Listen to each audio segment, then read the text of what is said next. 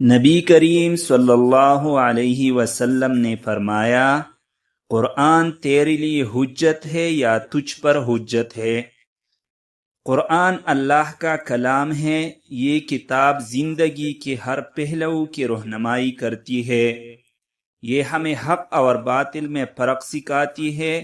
اگر ہم قرآن کو پڑھے، سمجھے اور اس پر عمل کریں تو یہ قیامت کے دن ہمارے حق میں گواہی دے گا، لیکن اگر ہم نے اسے چھوڑ دیا اور اس کے احکام کو نظر انداز کیا تو یہی قرآن ہمارے خلاف گواہی دے گا۔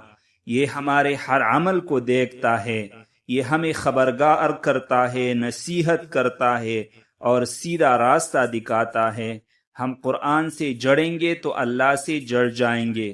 قرآن روشنی ہے، لیکن آنکھیں بند ہو تو روشنی کا کیا فائدہ؟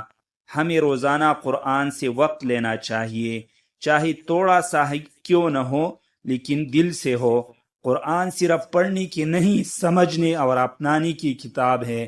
قیامت کی دن ہر آیات ہمارے بارے میں بولے گی۔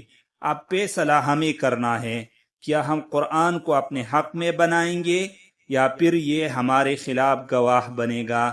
اللہ تعالی ہمیں اس حدیث پر عمل کرنے کی توفیق عطا فرمائے۔ والسلام علیکم ورحمۃ اللہ وبرکاتہ۔